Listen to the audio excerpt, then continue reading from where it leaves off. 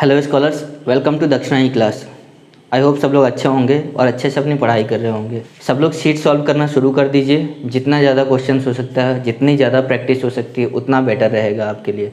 Generally inorganic को कोई पसंद नहीं करता है। रीज़न क्या है कि बहुत ज़्यादा रिएक्शंस होते हैं, तो बहुत मुश्किल होती है।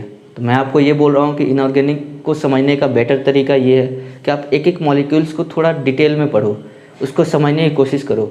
जो भी रिएक्शंस है वो क्यों हो रहा है। मैक्सिमम मैंने बोला है कि ऑक्सीडेशन नंबर से डील हो जाएगा। अगर कोई ऑक्सीडाइजिंग एजेंट है तो आप उसको पहचानो। कोई एनहाइड्राइड है तो उसको देखो, कैसे हम सॉल्वोलिसिस कराते हैं, कैसे हाइड्रोलिसिस कराते हैं, उसके पीछे का लॉजिक क्या है, कहाँ वैकेंट ऑर्बिटल है, कहाँ नहीं है। ये सब छोटे छोटे रिएक्शंस की मैकेनिज्म को अगर समझोगे तो बहुत आसान हो जाएगा, क्योंकि मैकेनिज्म हर चीज़ का अवेलेबल है। लेकिन सिंस हमें 12th के लेवल तक जानना है, आईआईटी क्लियर करना है, इसीलिए हर चीज़ को नहीं पढ़ा सकते, थोड़ी डेप्थ में। मैं अभी भी बोल रहा हूँ कि मॉलिक्यूल्स की डेप्थ में अगर स्टडी करेंगे तो सारी चीज़ें क्लियर हो जाएंगी। अगर ऑप्शन नहीं हो पा रहा है, कोई भी लॉजिक नहीं लग रहा है, तो आप मुझे मैसेज करो, मैं आपको हेल्प करूँगा पूरी तरीके से उसको एक्सप्लेन करने में। ऑलवेज वेलकम है, जब मन करे तब आप मुझे मैसेज कीजिए। और बहुत सारे बच्चों का मैसेज आता भी है और मैं उनको टाइम पे रिप्लाई भी कर देता हूँ। तो शीट सॉल्व करो, प्राइमरी आपका रहना चाहिए कि शीट सॉल्विंग होनी चाहिए। क्वेश्चंस जितने ज़्यादा से ज़्यादा टच कर पाओ उतना बेटर है, क्योंकि क्या पता क्या क्वेश्चन कल को आईआईटी पूछ ले। रिएक्शंस एनसीईआरटी, प्राइमरली एनसीईआरटी के सारे रिएक्शंस याद होने चाहिए। मैं लगभग कवर भी करता हूँ सारी चीज़ें। और साथ ही साथ कुछ मॉलिक्यूल्स जैसे हाइड्रोजन परऑक्साइड हो गया, सोडियम थायोसल्फेट हो गया, सल्फ्यूरिक एसिड हो गया, नाइट्रिक एसिड हो गया, HCl हो गया, ये सब मॉलिक्यूल्स, इनके बारे में डिटेल से स्टडी कीजिए। मैं आपको हेल्प करूंगा हर एक कॉन्सेप्ट को क्लियर करने में। अगर डाउट आ रहा है तो feel free to message me. Okay, चलिए एक क्वेश्चन करते हैं।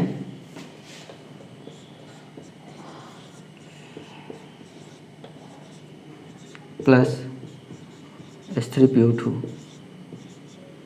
Plus H2O। तो सबसे पहले H3PO2 इसका नाम बताओ। मॉलिक्यूल्स को समझने की कोशिश करते हैं। तो H3PO2 बताओ, ऑक्सीडेशन नंबर कितना है, +1 पे है। कैसे याद करोगे आप? तो मैंने बताया था कि अगर कोई अस एसिड है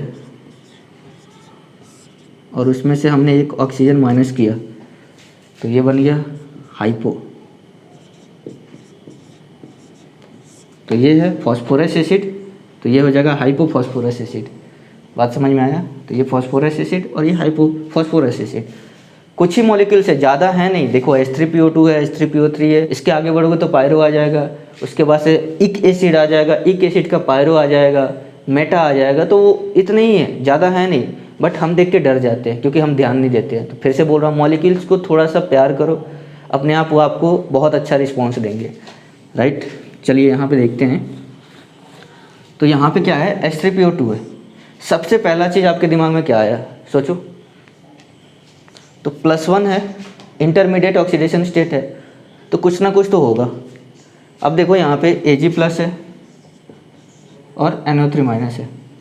तो हमने अभी तक Ag का जितना रिएक्शन देखा है, मैक्सिमम में क्या देखा, या तो PPT बनाता है, और जितना आपके 12th में मैंने पढ़ाया है AgCl, AgBr, AgI, इसी की PPT मैक्सिमम मिलती है। या फिर क्या बना सकता है, कॉम्प्लेक्स बना सकता है, AgNH3 का कॉम्प्लेक्स बना लिया, और +1 चार्ज वाले ऑक्सीडेशन नंबर या तो 2 शो करते हैं या 4 करते हैं। हमने जितना देखा उसमें क्या देखा कि 2 करता है। समझ में आ रहा है? देखो मैंने ये भी बताया था आपको, ये कॉम्प्लेक्स कहाँ बनाया था, लेचिंग में। ठीक है, यहाँ माइनस हो जाएगा। इसके अलावा ये कॉम्प्लेक्स बनाया था आपको कॉम्प्लेक्स कंपाउंड में। तो Ag+ वाले ज़्यादातर हमें मिलते हैं, हमने वही पढ़ा है, तो इसका मतलब Ag+ ही रहेगा। क्लियर? अब देखो यहाँ पे, अगर ये खुद को ऑक्सीडाइज करे, मैं रिएक्शंस को सोचने का तरीका बता रहा हूँ, ठीक है। अगर ये खुद को ऑक्सीडाइज करेगा तो इसको रिड्यूस करेगा। बात समझ में आ रही है क्या? तो एक ये सोच सकते हो कि ये ऑक्सीडाइज कर पाएगा क्या? बिल्कुल कर पाएगा, लोअर ऑक्सीडेशन स्टेट पे है। तो ये तरीका सोचने का है। दूसरा एक और तरीका है कि अगर आप इसका स्ट्रक्चर बनाते हो तो अब आप आसानी से समझ लोगे। देखो यहाँ पे हाइड्रोजन है, डायरेक्ट P से कनेक्टेड है, तो ये रिड्यूसिंग एजेंट का काम करेगा। मतलब कि ये +1 से इसको ऑक्सीडाइज कर देगा और सामने वाले को रिड्यूस कर देगा। हमने बहुत सारा देखा कि Ag+ अगर रिड्यूस होगा तो 0 में जाएगा। बेसिक कॉन्सेप्ट ये है कि ये H3PO2 जो है इसमें pH बॉन्ड है, रिड्यूसिंग एजेंट है, तो ये इसको रिड्यूस करेगा और रिड्यूस करेगा तो हमें सिल्वर मिल जाएगा। कलर की बात कर ले, सिल्वर या तो ब्लैक हो जाता है सिल्वर कलर, और वही सिल्वर कलर थोड़ा ज़्यादा अमाउंट में जब मिलता है तो थोड़ा ब्लैकिश कलर का हो जाता है, उसी के आसपास रहता है। तो ये मिल गया। अगर इसने इसको रिड्यूस किया तो खुद को ऑक्सीडाइज करेगा। भेजो भाई, बात समझ में आ रही है। और इसके साथ कुछ हो नहीं रहा है तो दूसरा कोई मॉलिक्यूल बन नहीं सकता इसके अलावा। तो ऐसे रिएक्शन हम सोच सकते हैं। इनऑर्गेनिक बहुत आसान है, थोड़ा ध्यान देने की ज़रूरत है। और अगर नहीं दे पा रहे हो तो आप मुझसे कांटेक्ट करो, बहुत अच्छे से हो जाएगा। ओके, इसको लिखिए। नेक्स्ट क्वेश्चन देखते हैं। ये एक प्रैक्टिकल बेस्ड क्वेश्चन है, रियल लाइफ एग्जांपल है। तो केमिस्ट्री बहुत इंपॉर्टेंट है रियल लाइफ एग्जांपल में। अभी कोविड चल भी रहा है, आप समझ सकते हो कितना इंपॉर्टेंट है। ठीक है, तो ozone layer is depleted, this is due to तो NO emission from supersonic jets. ये रिएक्शन तो मैंने क्लास में कराई थी। Chlorofluorocarbons used as aerosols. तीसरा है both A and B and चौथा। तो वैसे आपको मालूम होगा, ये भी मालूम, ये तो क्लास में करा दिया, और ये भी मालूम होगा। ठीक है, ये बचपन से आप पढ़ते आ रहे हो। तो मेरे कहने का ये मतलब है कि अब आप जब IIT की तैयारी करा रहे हो तो इसका फीलिंग लो। NO एमिशन में क्या होता था, NO ओजोन के साथ रिएक्शन करता था और NO2 बनाता था। ये समझ में आना चाहिए आपको। NO2 बनाता था और क्या बनाता था, ऑक्सीजन में टूटेगा। समझ में आ रहा है? ये कैसे हुआ, ये देखो आप, NO और यहाँ से नेसेंट ऑक्सीजन मिला था तो इसने इसको ऑक्सीडाइज कर दिया। फील लो, ऑक्सीडाइज कर दिया तो ये +4 पे चला गया। अभी कितना था, +2 पे। बात समझ में आई? ये नाइट्रस ऑक्साइड है और ये नाइट्रिक ऑक्साइड है। और देखो ये जो है मैंने आपको बताया था पानी को नाना करना है, H2O को नाना, पानी को नाना, तो उसका एक पार्ट है ये। तो ये न्यूट्रल ऑक्साइड है। समझ में आ रहा है? देखो कितना सारी चीज़ें रिलेटेड है, सारे रिएक्शंस रिलेटेड है। NO को हमने ऑक्सीडाइज कराया, NO2 मिल गया। Feel I? दूसरा देखते हैं, क्लोरोफ्लोरोकार्बन। अब देखो ये क्या होता है, तो कार्बन मतलब C होगा, क्लोरो मतलब Cl होगा, और फ्लोरो मतलब फ्लोरीन होगा। कार्बन की वैलेंसी कंप्लीट करा देते हैं, तो ये होता है आपका क्लोरोफ्लोरोकार्बन। तो ये क्लोरोफ्लोरोकार्बन, अब सोचो ये इसके साथ बॉन्डेड है, इसके साथ बॉन्डेड है, बॉन्ड कौन सी स्ट्रांग होगी, CF बॉन्ड ज़्यादा स्ट्रांग होगी। ये 2p है और ये क्या है, ये 2p और 3p है। तो 2p 3p थोड़ी कम स्ट्रांग होगी, ये ज़्यादा स्ट्रांग होगी। तो 2p 3p टूटेगा तो हमारा बन जाता है CF2 Cl, और फ्री रेडिकल के थ्रू टूट रहा है तो ये Cl हमें मिल गया। ये Cl ओजोन के साथ रिएक्ट करता है बेसिकली नेसेंट ऑक्सीजन के साथ। ठीक है, और ये हमें बना के देगा ClO + O2। बात समझ में आई? ये मिल गया हमें। दोबारा से ये Cl अनस्टेबल है तो ये फिर से टूटेगा ClO, तो तोड़ो भाई, तो ये मिल गया। तो आपको Cl फ्री रेडिकल और O फ्री रेडिकल। अब क्या होगा, ये O मिला, ये फिर से इसके साथ रिएक्शन कर सकता है। बोलो बात समझ में आ रही है? इसके साथ अगर रिएक्शन करेगा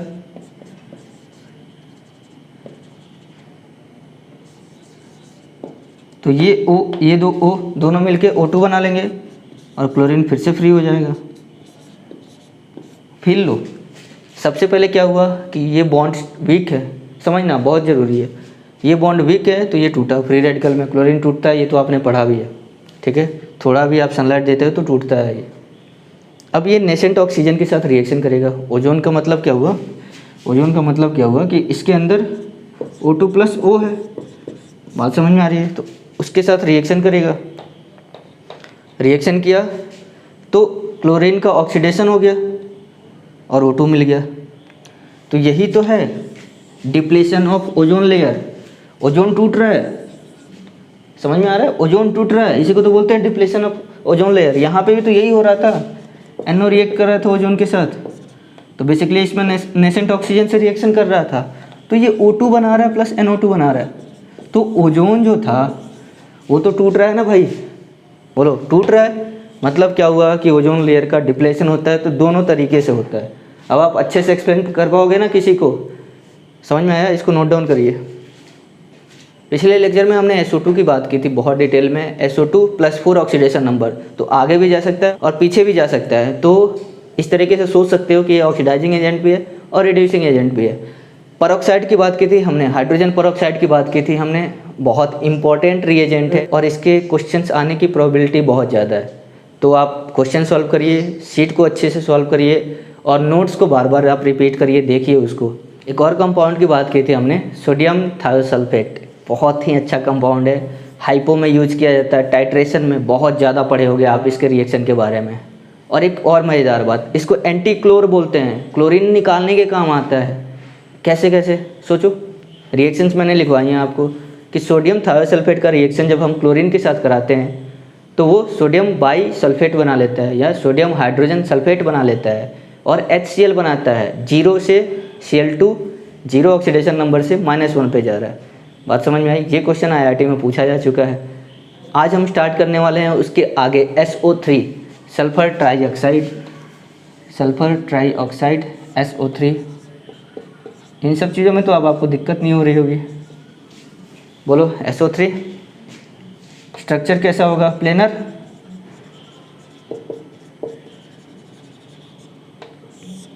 बोलो भाई। अब आप हमें ये बताओ कितने p पाई d पाई बॉन्ड है, ये आपके लिए क्वेश्चन रहेगा। केमिकल बॉन्डिंग भी साथ साथ में चल रहा है ना। कितना होता है इसका कन्फिग्रेशन लिखिए तो 2p4 एंड 2s2, ठीक है। और इसका भाई हो गया 3s2 और 3p4। तो ये हमने ऑक्सीजन और ये इसका भाई सल्फर।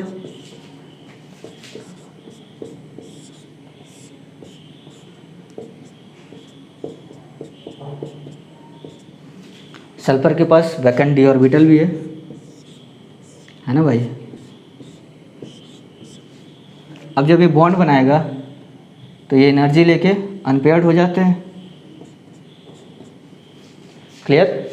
अब देखो आप एक एक सिग्मा दे दो, चलो बना लिया। अब पाई देंगे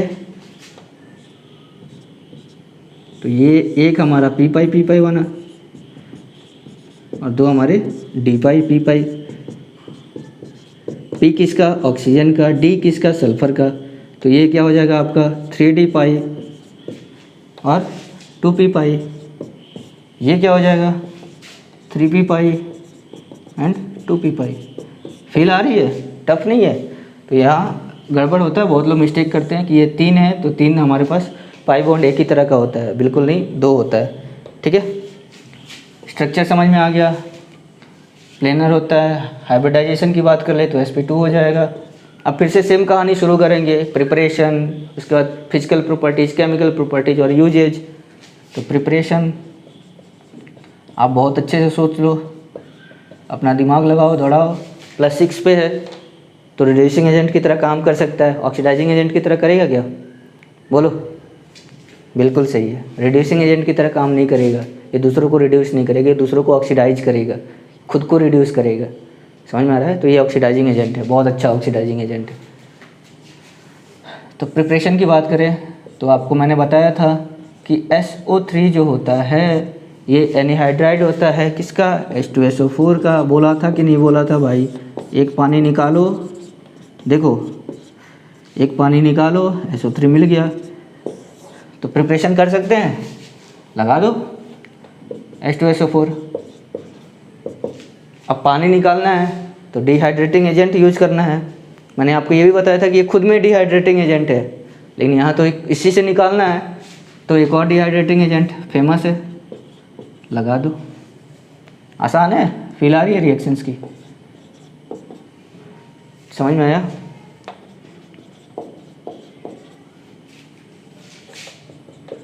एक और रिएक्शन बताया था मैंने आपको, SO2 plus oxygen catalytic oxidation करा रहे हैं। हमने लिया था यहाँ V2O5। बोलो, याद आ रहा है? तो ये SO3 बना लिया था, इसको बोलते थे कांटेक्ट प्रोसेस। लिखिए, एक और तरीका देखते हैं। जब फेरिक सल्फेट को हम हीट करते हैं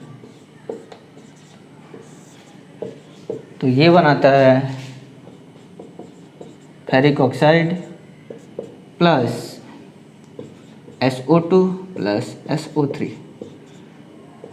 देख रहे हो, दोनों गैसेस निकल रही हैं। ये भी जेई पूछ चुकी है। ठीक है, तो जहाँ जहाँ से क्वेश्चन बनने की प्रोबेबिलिटी होती है, जहाँ जहाँ फंसाने वाला रहता है, बोलते हैं ना कि इनऑर्गेनिक बहुत ज़्यादा एक्सेप्शंस वाला है। नहीं है भाई, एक्सेप्शंस वाले है बस मॉलिक्यूल से। अब मॉलिक्यूल्स अगर खुद में अच्छा होते हैं तो उनकी केमिस्ट्री भी अच्छी होगी ना भाई। थोड़ा अलग से पढ़ना पड़ता है उसको। समझ में आ रहा है? तो मैं कोशिश कर रहा हूँ वो चीज़ कि आपको अच्छे से समझ में आए चीज़ें। तो याद रहेगा, स्पेशल एक सल्फेट है, स्पेशल है, ट्रीटमेंट देना पड़ेगा अच्छे से। तो ये आपको SO2 प्लस SO3 में कन्वर्ट हो जाता है। क्लियर? अब देखो आप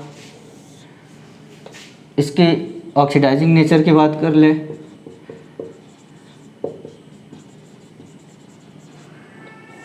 तो SO3 है, कोई पूछेगा तो बता सकते हो ना, ये +6 पे है। तो ये क्या करेगा, किस पे जाएगा बताओ? +2 पे जाएगा? नहीं, क्यों नहीं जाएगा? जा सकता है, बिल्कुल जा सकता है, लेकिन मैंने बोला था मोर कॉमन ऑक्सीडेशन स्टेट +4 +6। तो ये +6 पे है, तो ये +4 पे जाने की कोशिश करेगा। तो सोचो SO2 गैस बना सकता है। इसके अलावा एक और स्पेशल केस है, उसके बारे में हम बात करेंगे। चलिए, तो जैसे मान लो मैंने P4 ले लिया, SO3 ले लिया, तो क्या होगा बताओ? ये इसको ऑक्सीडाइज करेगा, तो ऑक्सीडाइज कर लो भाई। हाईएस्ट पे ही ले जाएगा, क्योंकि ये खुद ही हाईएस्ट पे है। तो ये कम पे आने की कोशिश करेगा, इसको ऑक्सीडाइज करेगा। क्लियर? और देखते हैं, SO3 का रिएक्शन करा लीजिए HBr के साथ। ये -1 पे है, तो इसका ऑक्सीडेशन स्टेट जो स्टेबल होता है वो Br2 0 पे। बोलो, बात समझ में आ रही है क्या? फिर SO2 में कन्वर्ट हो जाएगा और H2O मिल जाएगा। फिर से ये इसको भी ऑक्सीडाइज करेगा, करेगा ना भाई। और जा किस पर है देखो आप, सब में किस पे जा रहा है?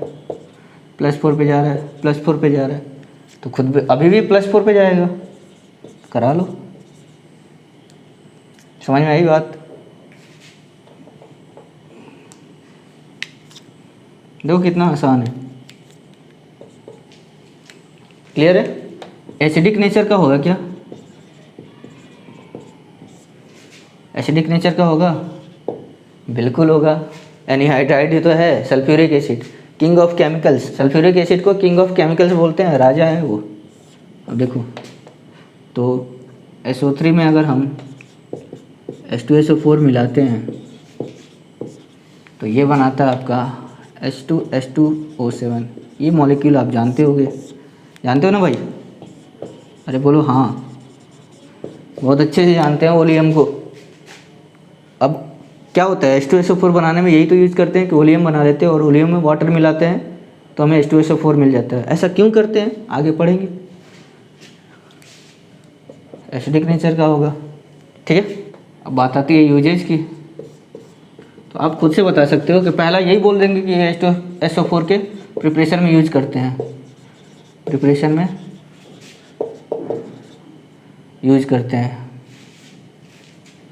ठीक है। लिख लो, आप लिख सकते हैं use for preparation of H2SO4। Notes थोड़ा अच्छे से बनाना, फिर से बोल रहा हूँ। और जितनी कहानियाँ मैं बता रहा हूँ सारी की सारी कहानियाँ ज़रूर लिखना, उससे आपको बार बार याद करने की ज़रूरत नहीं पड़ेगी। कहानियाँ याद करोगे अपने आप कंपाउंड्स याद हो जाएंगे, हंसते खेलते याद करते हैं अपन। दूसरा देखते हैं, तो ये एनीहाइड्राइड है तो इसको हम ड्राइंग एजेंट के लिए यूज़ कर सकते हैं ना। किसी से अगर पानी निकालना हो तो ये पानी निकालेगा, बिल्कुल निकालेगा भाई। SO3 है, पानी तो लेगा ना भाई H2SO4 बनाने का। तो इसको हम ड्राइंग एजेंट के लिए भी यूज कर सकते हैं, यूज फॉर ड्राइंग एजेंट, पानी निकालने के लिए काम आएगा, फॉर गैसेस, ठीक है। लिखिए इसको, अब नेक्स्ट देखते हैं किंग ऑफ केमिकल्स, बहुत ज़्यादा यूज होता है केमिकल इंडस्ट्री में। ये है अपना तेजाब, H2SO4, नाम तो सुना ही होगा। सल्फ्यूरिक एसिड, एसिड अटैक में ये यूज करते हैं। क्यों यूज करते हैं ये मैं बता चुका हूँ कि अगर एसिड डालते हैं किसी के स्किन पे तो वो वहाँ बर्निंग सेंसेशन पैदा करता है, पूरा पानी निचोड़ लेता है। ये गलत तरीका है, बिल्कुल ये सब नहीं करना चाहिए। सबको जीने का हक है, सबको रिस्पेक्ट देने का हक है, ठीक है। तो फिर से शुरू कहानी। सबसे पहले प्रिपरेशन, अभी इतना इम्पोर्टेंट है तो बड़े बड़े प्लांट्स होंगे, बहुत सारे प्लांट्स होंगे H2SO4 बनाने वाले। और सोचो जो सल्फ्यूरिक एसिड बनाता होगा वो तो माला माल हो जाता होगा, क्योंकि हर जगह इसका यूज है। तो शेयर मार्केट में इसके शेयर अच्छे मिलते हैं, ठीक है। सबसे पहले पहला जो प्रोसीजर है, पटाखे को गरम करेंगे। गरम करेंगे तो जला दो। पटाखे के अंदर होता है सल्फ़र, सल्फ़र जब गर्म होगा तो बनाएगा SO2। पहला जो प्रोसेस हुआ क्या हुआ, burning of sulphur, burning of sulphur पहला स्टेप। इसको ऑक्सीडेशन ऑफ सल्फ़र भी बोल सकते हैं। SO2 मिल गया। और कैसे SO2 मिलता है, सोचो, सारी चीज़ें इंटर रिलेटेड है, थोड़ा दिमाग दौड़ाओ। सल्फाइड ओर्स, याद आ रहा है? तो सल्फाइड ओर्स की जब हम रोस्टिंग कराते हैं, बोलो, तो मिलता था क्या हमें? समझ में आया भाई? अब आपके पास मेरा क्वेश्चन ये है कि इस ओर का नाम बताओ। तो ये है आयरन पायराइट, है ना भाई? आयरन पायराइट, और इसको बोलते हैं फुल्स गोल्ड। गोल्ड है नहीं, पीला पीला चमकता है, तो लोगों को लगता है कि ये गोल्ड है, तो लोग बेवकूफ़ बनते हैं, तो फुल्स गोल्ड। तो ये समझ में आया कि बर्निंग ऑफ सल्फर और रोस्टिंग ऑफ सल्फाइड ओर्स, यहाँ से हमें सल्फर डाइऑक्साइड मिल जाता है। तो पहला में हमें SO2 बनाना है, सल्फर डाइऑक्साइड। और दूसरा, बार बार मैं रिपीट कर रहा हूँ, SO2 को ऑक्सीडाइज कराइए V2O5 और ये बन जाता है SO3, ठीक है।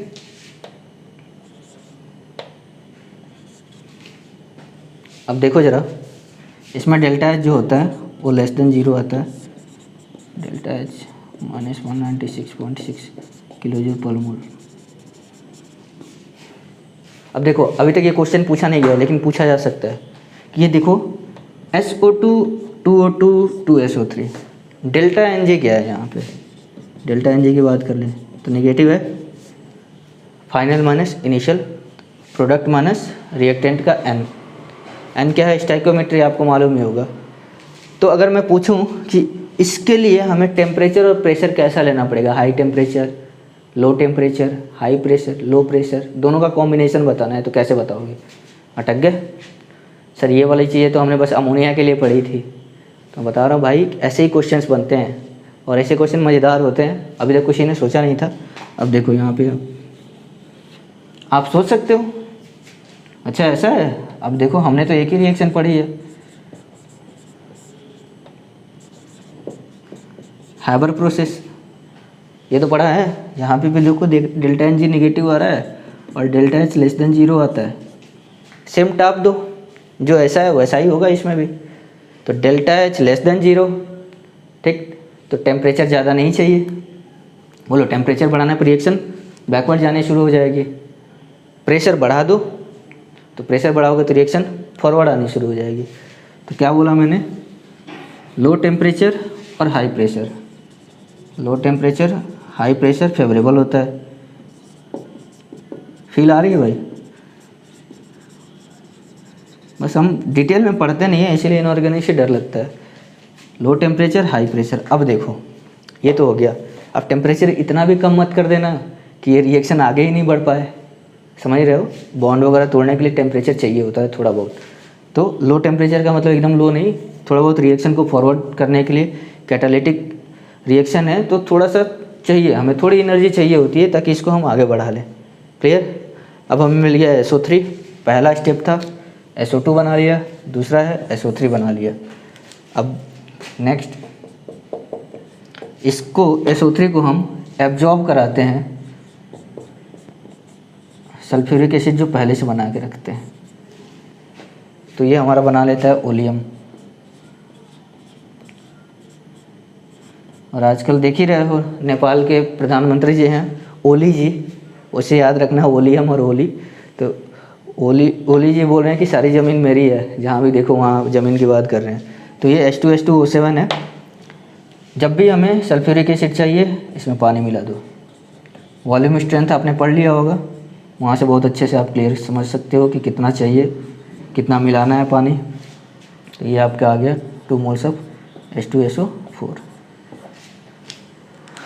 इस कहानी से क्या शिक्षा मिलती है कि अगर हमें ये मिल गया तो हमारा काम बन गया। यहीं पे गड़बड़ हो रहा है। तो SO3 बनाना सीख गए आप, ये तो कर ही लोगे, ये तो आसानी से मिल रहा है। तो ये इम्पॉर्टेंट है हमारे लिए SO3 बनाना, और यही क्वेश्चन पूछता है। इसको क्या बोला था मैंने, तीसरी बार लिख रहा हूँ मैं, कॉन्टैक्ट प्रोसेस। बोलो भाई बात समझ में आ रही है क्या, लिखिए इसको। एक और प्रोसेस है जो पहले यूज किया जाता था कि हमने SO2 को मॉइस्ट एयर के साथ रिएक्ट करवाया। H2O + O2 है तो मॉइस्ट एयर हो जाएगा, और यहाँ हमने NO एज अ कैटलिस्ट लिया है, तो ये भी H2SO4 दे देता है,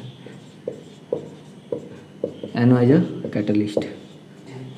तो यहाँ पे एसिड जो मिलता है वो लगभग 60% से लेके 80% के आसपास में प्योर रहता है, प्योर एसिड मिलता है। जबकि इसके पहले बताया था कि वो बहुत ज़्यादा यूज होता है कॉन्टैक्ट प्रोसेस। तो वहाँ पे हम सल्फ्यूरिक एसिड बनाते हैं तो वो लगभग 96% से 98% के बीच में प्योर होता है, यहाँ पे थोड़ा कम होता है। ये आउटडेटेड है, ये पहले यूज करते थे, आउटडेटेड बोल सकते हो आप। अब ये मत बोलना कि सर आउटडेटेड है तो क्यों पढ़ा रहे हो, क्योंकि IIT का भरोसा नहीं है, अभी ये बोल रहा हूँ। अब देखो ये तो हो गया। इसके बाद ये जो हमें मिलता है ना कंपाउंड, इसको हम बोलते हैं brown oil of vitriol, brown oil of vitriol. आपने ये सुना होगा ब्लू विट्रियल, और क्या सुना है, ग्रीन विट्रियल। बस नाम जानते हो, मतलब नहीं समझते हो। तो बोला था ब्लू कलर कब आता है, जब कॉपर +2 पे रहता है। बहुत सारे देख चुके हैं, कॉपर +2 का डीप ब्लू भी देख चुके हैं, अमोनिया कॉम्प्लेक्स, ठीक है। और ये ग्रीन Fe+2, एप्पल को काटा तो ग्रीन दिख रहा था, थोड़ी देर तक छोड़ा तो ब्राउन दिखने लगा, +2 +3 में ऑक्सीडाइज हो गया। तो ये विट्रियल का मतलब होता है सल्फेट। सल्फेट कहाँ से आया होगा, ये H2 का 2 H2 हटा दो तो ये सल्फेट आ गया भाई, फील लो। तो विट्रियल मतलब सल्फेट। तो आप बोल सकते हो ये कॉपर सल्फेट को हम ब्लू विट्रियल बोलते हैं, ये फेरस सल्फेट को हम ग्रीन विट्रियल बोलते हैं। तो ऐसे ही ब्राउन ऑयल ऑफ विट्रियल। तो जब भी विट्रियल आए तो सल्फेट से रिलेट कर पाना, ठीक है। इसको लिखिए। अब आप ये भी सोच सकते हैं कि सर SO3 को हम डायरेक्ट H2O में ऐड कर देते, इतना दिमाग क्यों मार रहे हो आप, ठीक है, और यहाँ से हमें H2SO4 मिल जाए।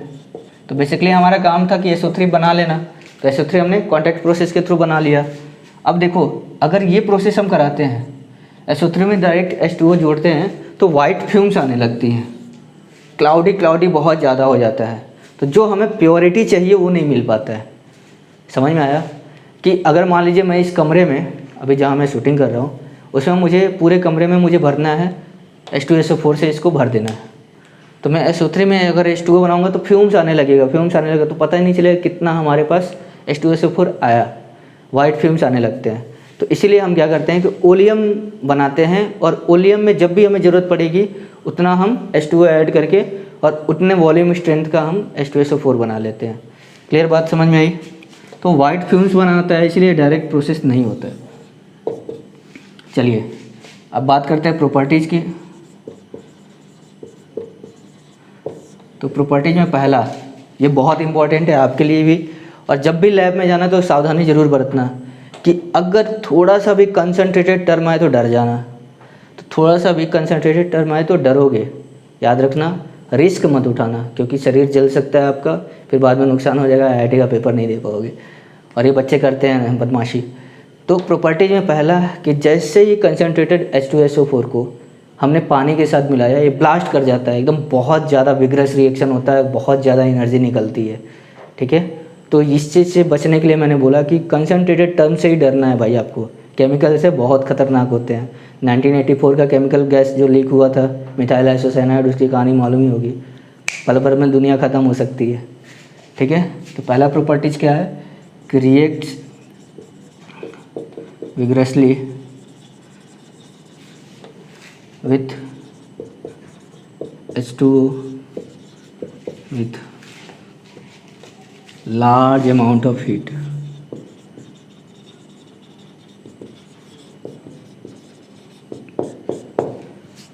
बात समझ में आई। दूसरा, लो वोलेटाइल होता है, लो वोलेटिलिटी।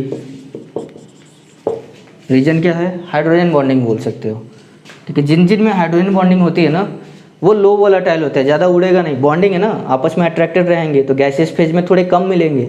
H2O वोलेटाइल में अपने ग्रुप में सबसे ज़्यादा पीछे आता है H2O। अगर हाइड्राइड्स की बात करें ऑक्सीजन फैमिली के, तो सबसे पीछे आता है वोलेटिलिटी में। समझ में आया, लो वोलेटिलिटी।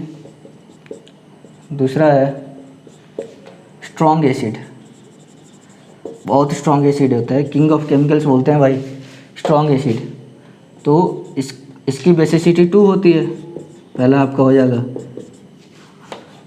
बेसिसिटी 2 होती है, पानी में ऐड करिए तो ये आपको मिलाएगा, तो ये आपको देगा hydronium ion plus HSO4 minus. पहले वाले का Ka1 बहुत ज़्यादा होता है, ठीक है।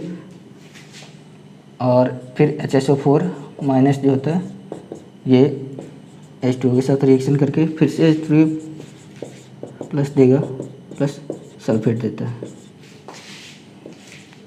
इसका मतलब Ka2 बोलेंगे, ये लगभग 10⁻⁻² के आसपास में आता है। तो ये बहुत अच्छा एसिड, इसकी वजह से बहुत अच्छा एसिड होता है।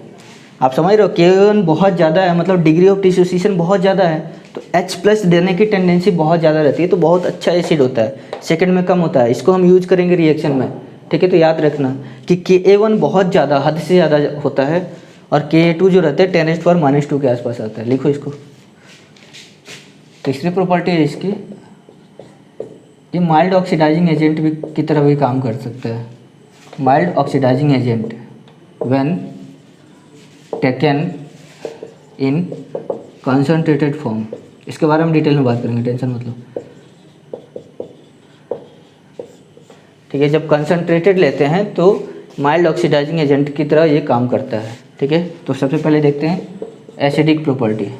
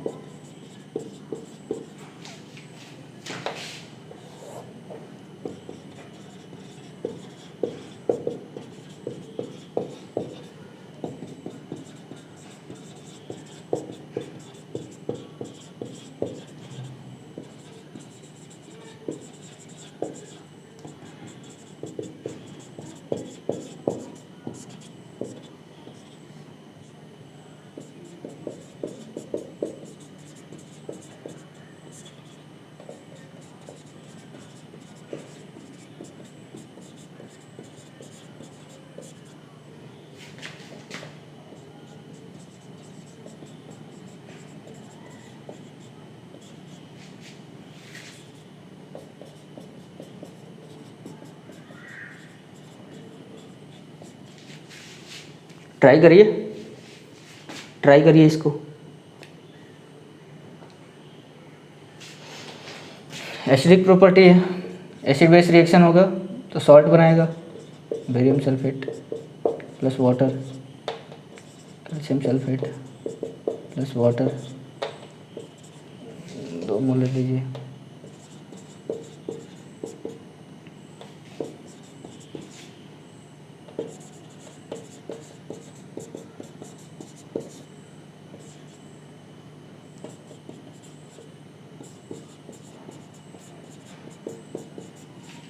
सेम ऑक्सीडेशन नंबर रहेगा ना, एसिडिक प्रॉपर्टी है।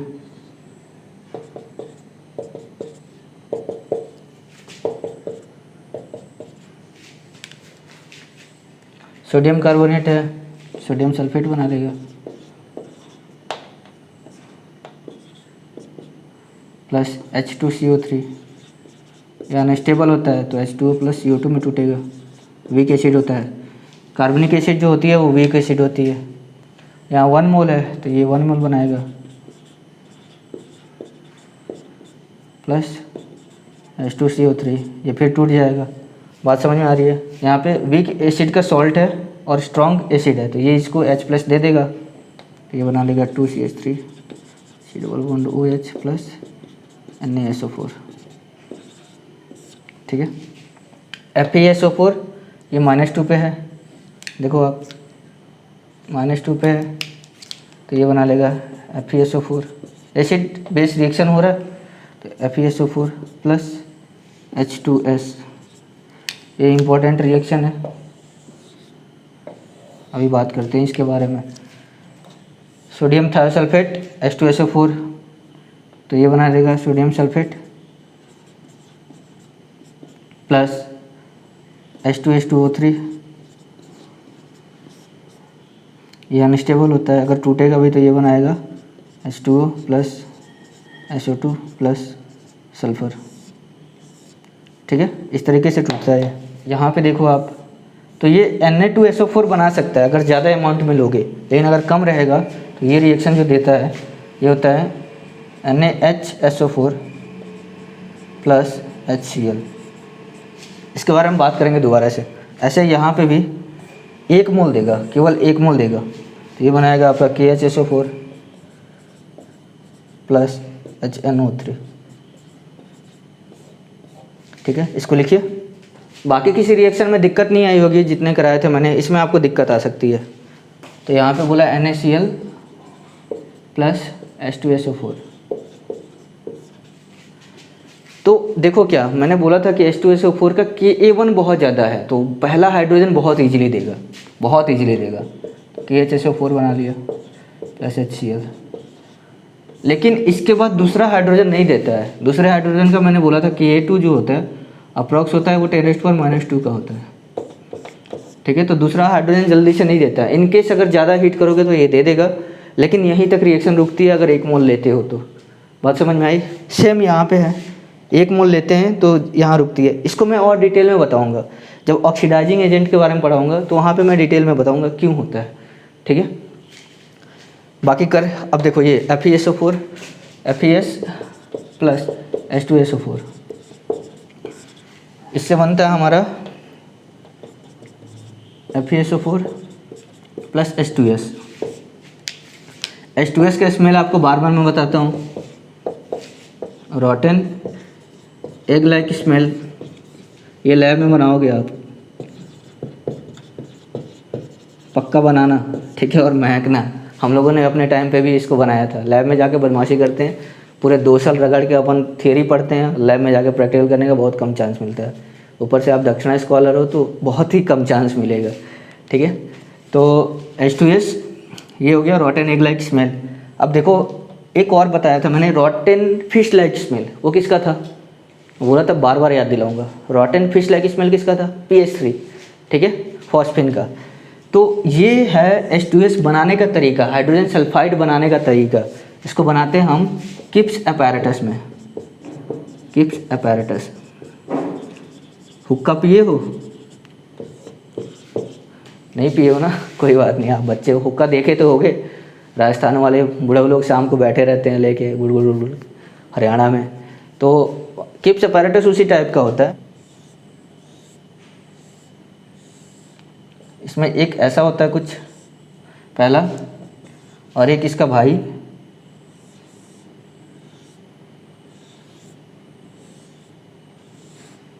इस टाइप का होता है। और इसमें हमने गैस लगाने के लिए यहाँ स्टॉपर लगा दो, और ये पाइप के थ्रू हम गैस निकालते हैं, H2S गैस। तो होता क्या है कि इसमें हमने FeS रख दिया, आयरन सल्फाइड रख दिया, यहाँ आयरन सल्फाइड रख दिया, और इसमें हमने पूरा डाइल्यूट H2SO4 डाला, डाइल्यूट H2SO4 डाला। ठीक है, अब इस अपैरेटस को उठा के इस पे रख देते हैं, इसको उठा के इस पे रख देते हैं।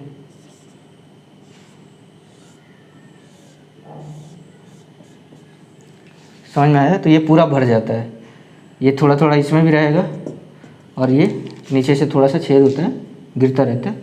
ठीक है, तो इसमें भी भर जाता है। अब ये दोनों आपस में रिएक्शन करेंगे, और रिएक्शन करेंगे तो यहाँ से H2S गैस पास होती है।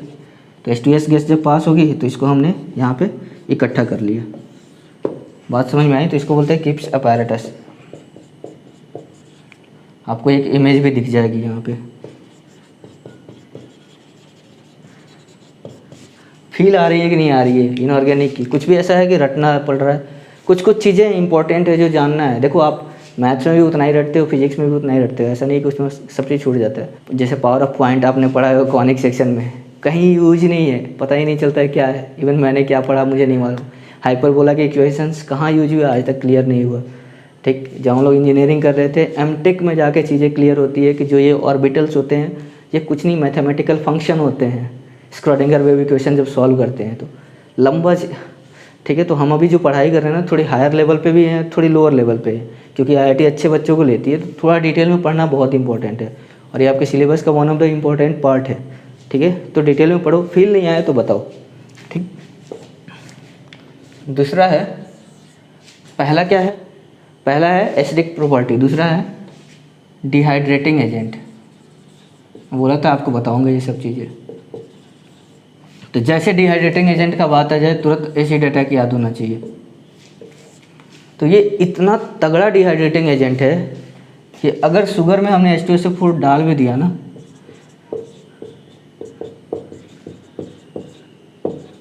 कंसनट्रेटेड, भाई साहब पूरा पानी निकाल लेता है, ये पूरा पानी निकाल लेता है। ये देखो बचा क्या, ओनली कार्बन। तो इसको बोलते हैं चैरिंग ऑफ शुगर। एकदम काला काला शुगर में आप कंसनट्रेटेड H2SO4 डालोगे, थोड़ी देर तक छोड़ दो, पूरा एकदम काला हो जाएगा। एक और एग्जांपल आपने देखा होगा कि लोग बोलते हैं कि कोक नहीं पीना चाहिए। इसका रीज़न क्या है? उसके अंदर भी तो कोक में शुगर कंटेंट ही है, तो उसको भी जब गर्म करते हैं, उसका पानी जब बाहर निकलना शुरू हो जाता है तो एकदम काला काला हो जाता है, तो देख के लगता है यार हम क्या पीते थे। ठीक है, तो ये होता है चैरिंग ऑफ शुगर। अब इसका छोटे भाई को देख लेते हैं, ग्लूकोज को। तो इसमें से भी तो पूरा निकल जाएगा भाई, निकालो पूरी पानी। 6 कार्बन, देख रहे हो पूरा एकदम निचोड़ ले रहा है पानी को, एकदम तोड़फोड़ कर रहा है। अगला देखते हैं फॉर्मिक एसिड। फिर से पानी निकालो, फॉर्मिक एसिड, फिर से पानी निकालो।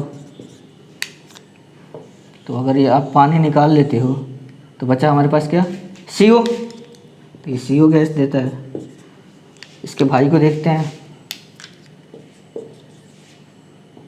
ऑक्जेलिक एसिड,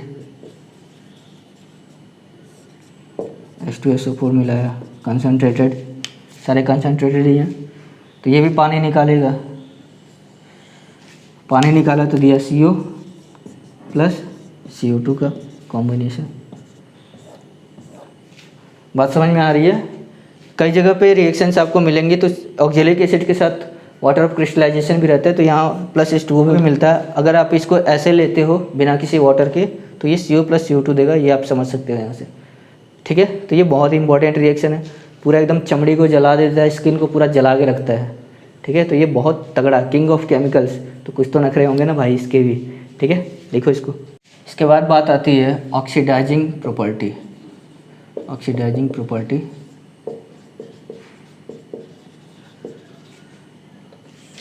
तो ये माइल्ड ऑक्सीडाइजिंग एजेंट होता है, mild oxidizing agent in concentrated form.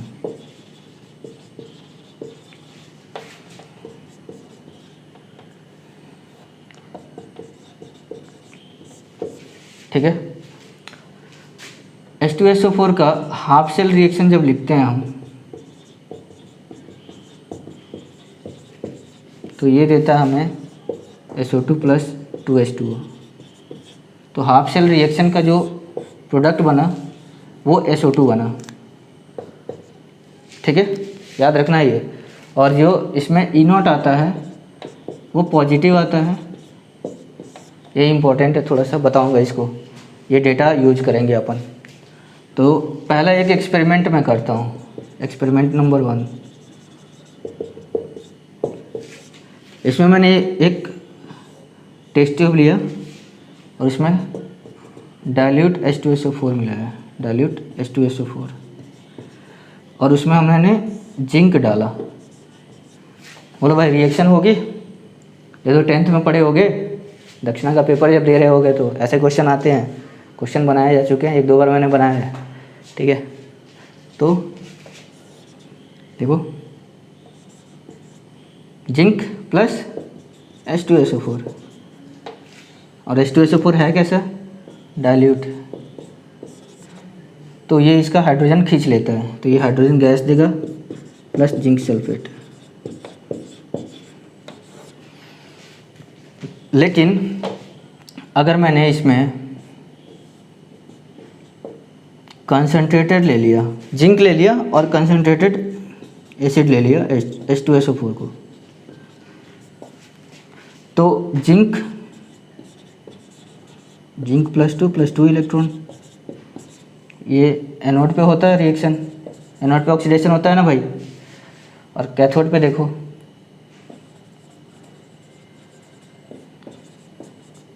Cathode पे देखो 2H + 2 इलेक्ट्रॉन, ये H2 देता है, और दूसरा ये reaction H2SO4 + 2H + 2 electron = SO2 + H2। तो कैथोड पे ये दोनों रिएक्शंस हो रहे हैं, रिडक्शन हो रहा है ना भाई। अगर रिडक्शन हो रहा है तो कौन सा फेवरेबल है? इसका E0 पॉजिटिव आ रहा है, तो अगर E0 पॉजिटिव आ रहा है तो डेल्टा जी क्या होता है? -NFe। तो ये ओवरऑल डेल्टा जी नेगेटिव आएगा, तो ये प्रोसेस स्पॉन्टेनियस हो जाएगी, स्पॉन्टेनियस हो जाएगी। बात समझ में आ रही है? तो इसको लिखिए पूरा कंबाइन करके। तो ये तो प्रोसेस होने से रहा, तो ये हमें मिल जाएगा यहाँ से जिंक, ये 2 इलेक्ट्रॉन से 2 इलेक्ट्रॉन, बात समझ में आ रही है? Zinc plus H2SO4 + 2H = SO2 + H2O plus sulphate ions भी होंगे। बोलो, बात समझ में आ रही है? और इधर हमारे पास क्या है? जिंक +2। अब प्रोडक्ट जो बनेगा वो बनेगा जिंक + 2H2SO4, ठीक है, कंबाइन हो जाएगा, plus 2H2SO4 = SO2 gas release होगी plus H2O plus zinc sulphate. बात समझ में आया? अब देखो क्या हो रहा है। बेसिकली जब डाइल्यूट लिया तो ये रिएक्टिविटी सीरीज में जिंक जो होता है हाइड्रोजन के ऊपर आता है, मेटल डिस्प्लेसमेंट, हाइड्रोजन ऊपर आता है। बात समझ में आया? तो वो इसको डिस्प्लेस करता है, H2 को डिस्प्लेस कर देता है, नीचे वाले को डिस्प्लेस करता है ना। आपने ये पढ़ा होगा Fe + CuSO4, तो ये इसको डिस्प्लेस करता है Fe, क्योंकि ये रिएक्टिविटी सीरीज में नीचे आता है। समझ में आया? तो सेम काम यहाँ पे भी हो रहा है, Zn ऊपर आता है तो ये इसको रिड्यूस कर देगा, तो ये हुआ है, ठीक है, ये 0 पे चला गया। समझ में आया? और यहाँ पे आपको हाफ सेल रिएक्शन देखना पड़ता है, ये हाफ सेल रिएक्शन याद हो गया। चलिए नेक्स्ट देखते हैं, दूसरा देखते हैं एक्सपेरिमेंट 2। मैंने लिया कॉपर और यहाँ पे लिया डाइल्यूट H2SO4, तो Cu प्लस डाइल्यूट H2SO4। बताओ रिएक्शन होगा कि नहीं होगा? ये H2 को डिस्प्लेस कर पाएगा? बोलो। जिंक ऊपर आ रहा था तो कर पा रहा था, ये नीचे आता है नहीं कर पाता, ये रिएक्शन नहीं होगी। कुछ भी रटना है, कोई रिएक्शन नहीं रटना है। फिर जब हमने लिया, ये समझ में आया। फिर जब कंसनट्रेटेड लेंगे, तो फिर से हाफ सेल रिएक्शन वाली बात आ जाती है। तो कंसनट्रेटेड लेंगे तो फिर से हो जाएगा Cu प्लस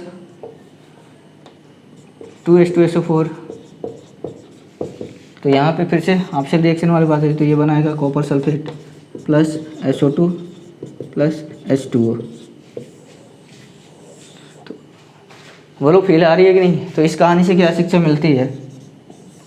अगर कोई भी मेटल है, अगर मेटल का रिएक्शन हमने कंसनट्रेटेड, ध्यान देना, किंग ऑफ केमिकल है, ज़्यादा अगर पावर दोगे तभी काम करता है। समझ में आ रही है बात? अब देखो कंसनट्रेटेड H2SO4 अगर मिलाया तो बनाएगा metal sulphate plus SO2 plus H2O। बात समझ में आई? अब देखो दो साधु ऐसे हैं जो किसी के साथ रिएक्ट नहीं करते भाई, उनको कितना भी कर लो वो करते ही नहीं। वो साधु लोग हैं मोह माया से दूर। कौन से हैं जो कहीं रिएक्ट नहीं कर रहे हैं अभी तक? देखो कहीं पे भी नहीं। एल्युमिनियम तो कहीं कहीं कर भी जा रहा है थोड़ा बहुत, वो बाद में पैसिव लेयर बनाता है लेकिन करता तो है भाई। Fe भी करता है, लेकिन कौन दो हैं जो नहीं करते हैं, जो नेगेटिव स्टेट में पाए जाते हैं? एकदम हम तो ऐसे ही पड़े रहेंगे।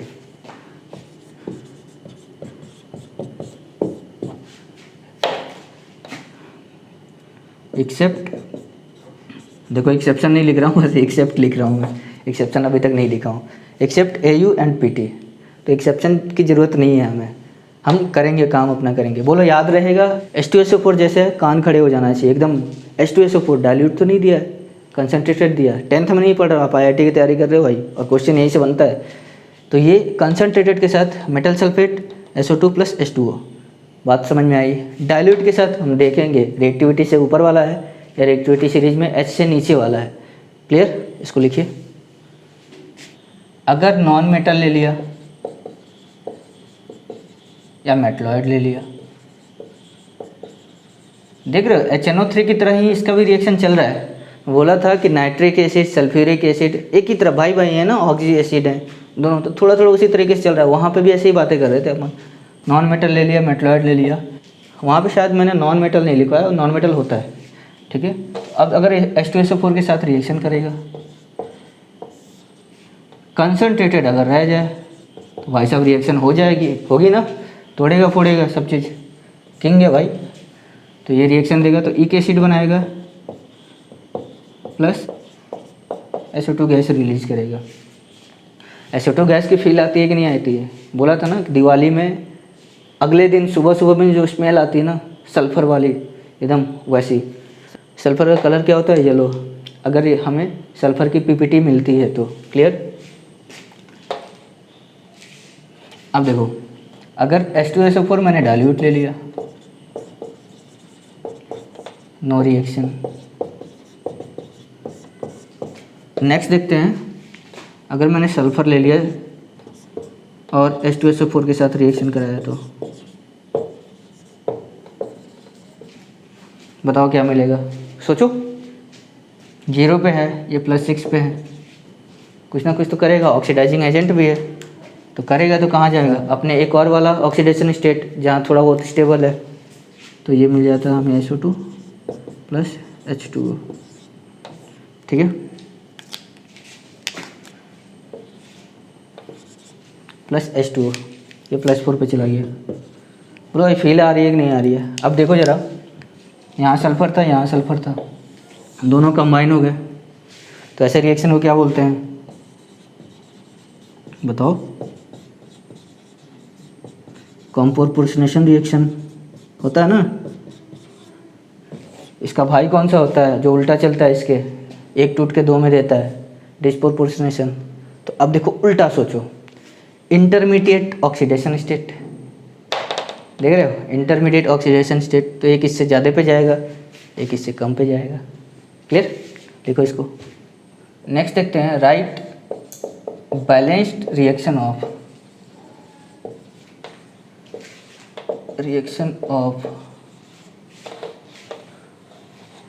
पहला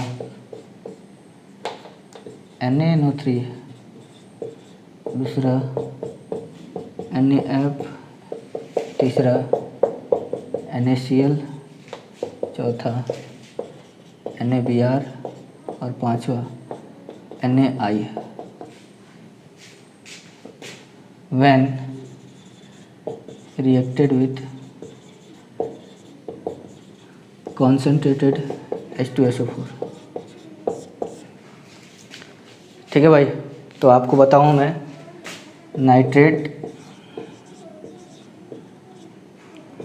फ्लोराइड एंड क्लोराइड, अभी इसी स्टेट में है ना, नाइट्रेट, फ्लोराइड, क्लोराइड। ये कॉन्सेंट्रेटेड H2SO4 है, तो बोला था माइल्ड ऑक्सीडाइजिंग एजेंट है, बहुत तगड़ा नहीं है। ये सबसे तगड़ा ऑक्सीडाइजिंग एजेंट होता है, मालूम है ना, ये बहुत तगड़ा ऑक्सीडाइजिंग एजेंट होता है। SRP बहुत ज़्यादा आता है इसका, होता है SRP इसका 2.87 आता है, इसका 1.36 आता है भाई। ठीक है, तो मैंने बोला था ये माइल्ड ऑक्सीडाइजिंग एजेंट है अगर कंसनट्रेटेड ले रहे हैं, तो ये इन तीनों को ऑक्सीडाइज नहीं कर पाता है, मतलब F नेगेटिव से F2 पे नहीं जाएगा, 0 पे नहीं जाएगा, -1 से। समझ में आ रहा है? बोला ऑक्सीडाइजिंग एजेंट की तरह ये काम कर रहा है, लेकिन ये इन दोनों को कर देता है, इन दोनों को कर देता है। तो यहाँ पे हमारा रिएक्शन जो होगा, जैसे मान लिया NaCl है प्लस H2SO4 है, तो ये क्या बनाएगा, NaHSO4 प्लस HCl दे देगा। अब भी देखो आप -1, अभी भी ये -1, समझ में आया? सिमिलरली ये भी यही करेगा, NaF प्लस H2SO4। Ka1 की बात हो रही है, ये समझना आप, Ka1 की बात हो रही है। Ka2 ज़्यादा अगर ले लो, ज़्यादा मोल में ले लोगे तो फिर ये NO2SO4 बना देता है और 2 मोल ऑफ HCl निकल जाएंगे। तो यहाँ पे आपका मिलेगा फिर से NaHSO4 plus HCl। Similarly NaNO3 plus H2SO4, तो ये देगा आपका NaHSO4 प्लस HNO3। अब देखो ज़रा आप, इनको ये ऑक्सीडाइज नहीं कर पा रहा है, नहीं कर पा रहा ना भाई, तो उल्टा सोचो, इनका SRP ज़्यादा है तो ये अच्छे ऑक्सीडाइजिंग एजेंट होंगे। तो अगर मैं आपसे पूछूं यहाँ पे कि HNO3 और H2SO4 में मोर ऑक्सीडाइजिंग कौन है, तो क्या बोलोगे आप, बताओ। यहाँ पे देखो ये नाइट्रेट को ऑक्सीडाइज नहीं कर पा रहा है, मतलब इसका SRP ज़्यादा होगा, अच्छा ऑक्सीडाइजिंग एजेंट होगा। तो नाइट्रिक एसिड ज़्यादा ऑक्सीडाइजिंग एजेंट होता है, अच्छा ऑक्सीडाइजिंग एजेंट होता है rather than H2SO4। That's why मैंने बार बार लिखा है कि ये माइल्ड ऑक्सीडाइजिंग एजेंट होता है। अब देखो ब्रोमीन की बात कर लें, आयोडीन की बात कर लें, तो ये इन दोनों को ऑक्सीडाइज कर देता है। तो अगर Br का रिएक्शन होगा NaBr का H2SO4 के साथ, तो क्या बनाएगा, Na2SO4 plus Br2 plus water, और ये Br2 रेडिश ब्राउन गैस होती है,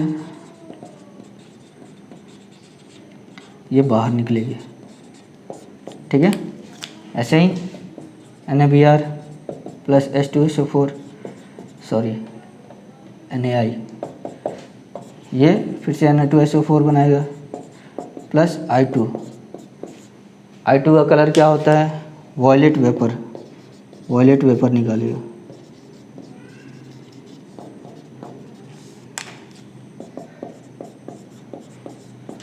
भाई रटना नहीं है, कुछ भी समझना है, रिएक्शंस को फील करो, समझो यहाँ पे क्या हो रहा है और कैसे हो रहा है। ठीक है, इसको नोट डाउन करो। नेक्स्ट अगर मान लो PCl5 का रिएक्शन करा है H2SO4 के साथ, तो सेम ऑर्गेनिक के तरीके से देखते हैं। ऑर्गेनिक कुछ होता नहीं है, क्लोरीन अटैक करेगा, OH निकलेगा, बोलो क्या बन जाएगा हमारा, H double bond O, OH double bond O और यहाँ पे Cl लगा लो। बोलो बात समझ में आ रही है। प्लस OH वहाँ 2 अटैक करेंगे वहाँ पे, तो POCl3 मिल जाएगा, HCl निकल जाएगा ना, HCl निकलता है H प्लस Cl, क्लोरीन निकालते हैं तो ऐसे 2 मोल ऑफ PCl5 लेंगे प्लस H2SO4। तो ये हमारा इधर भी अटैक कर लेगा, इधर भी आ जाएगा, इधर भी आ जाएगा, तो ये मिल जाएगा SO2Cl2। फील आ रही है? ठीक है। इसको क्या बोलते थे और इसको क्या बोलते थे, दोनों को बताओ आप। और ये रिएक्शन कहाँ आया था ये भी बताओ। ये मिल जाएगा 2 mole of POCl3 plus HCl। बताया था कि ये बड़ा वाला है, 2 है, इसमें 1 है, ये बड़ा वाला है तो ये बड़े वाले प्रोडक्ट बनाएगा PCl5 प्लस SO2। कब बनाया था बताओ? जब हमने P4 का रिएक्शन कराया था। किसके साथ कराया था? SO2Cl2 के साथ। इसको बोलते क्या है? Sulphuryl chloride. ध्यान देने की ज़रूरत है बस। ज़्यादा है, ज़्यादा वाला बनाएगा, P4 के साथ रिएक्शन दोनों में होंगे। P है तो P4 के साथ, ऐसे सोच लेना, P है तो P4 के साथ रिएक्शन हो रहा है। यहाँ पे देखो ये कम वाला है, इसको बोलते हैं थायोनिल। तो इसने P4 के साथ रिएक्शन किया तो क्या बनाया? PCl3 और H2Cl2, ठीक है, प्लस SO2। बात समझ में आई? ये बोला कि IIT में आ चुका है। देख रहे हो सारी चीज़ें इंटरकनेक्टेड है। तो यहाँ पे हमें मिल गया SO2Cl2 और यहाँ पे हमारा क्या मिल गया? क्लोरोसल्फ्यूरिक एसिड।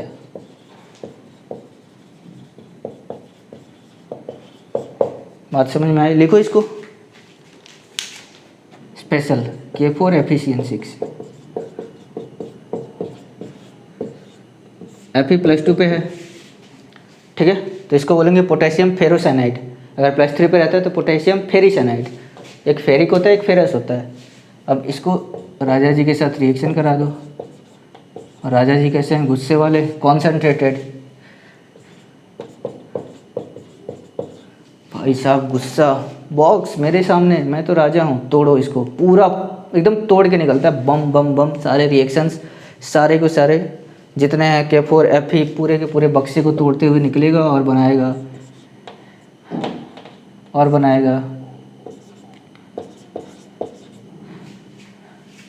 पोटेशियम सल्फेट,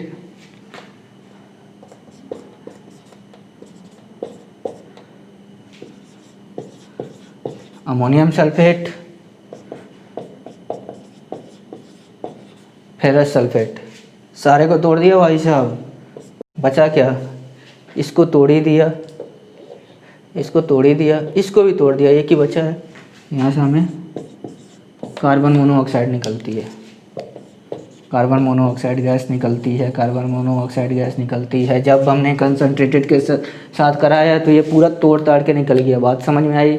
अब देखो, अगर मैंने डाइल्यूट के साथ कराया तो डाइल्यूट है, थोड़ा सा नाजुक है, तोड़ेगा, बिल्कुल तोड़ेगा, लेकिन ये C∼ को नहीं तोड़ पाता है, तो हमें 6HCN मिल जाता है। बात समझ में आई? फील आ रही है? ये रिएक्शंस इंपॉर्टेंट है, सारे याद होने चाहिए। तो यहाँ पे हमारा सल्फ्यूरिक एसिड ख़त्म होता है। इसके बाद है ऑक्सी एसिड्स, और वो सारी चीज़ें आपने पढ़ रखी होंगी केमिकल बॉन्डिंग में। अगर नहीं पढ़े हो तो हमें कमेंट में बताना, मैं आपको पूरी चीज़ें करा दूँगा एक नया वीडियो बना के। उसमें अलग अलग तरीके से कितना नोमेनक्लेचर किया जाता है, कैसे मेटा, ऑर्थो, हाइपो, क्या क्या नाम आता है, वो सारी चीज़ें देखेंगे। थायोनिक एसिड्स क्या होते हैं, डाईथायोनिक एसिड्स क्या होते हैं, ठीक है, अस एसिड कौन सा होता है, इक एसिड कौन सा होता है, पर आयोडिक क्या होता है, आयोडिक क्या होता है, सारी चीज़ें हम बात करेंगे रिएक्शंस में, अगर ज़रूरत है तो। अगर आपने पढ़ लिया है, क्योंकि आप अलग अलग सेंटर से हो तो मुझे आइडिया नहीं है ज़्यादा चीज़ें, ठीक है, लेकिन अगर आपने पढ़ लिया तो बहुत अच्छी बात है। नहीं पढ़े हो तो बिल्कुल वेलकम है, पूछो। और हाँ, अब क्वेश्चंस बहुत तगड़े से करो, जितनी प्रैक्टिस कर सको। मैं पूरी कोशिश किया हूँ इनऑर्गेनिक आपको ईजी बनाने के लिए। अगर कहीं डाउट है तो बिल्कुल वेलकम है, पूछो जब मन करे तब, ठीक है। चलो बाय।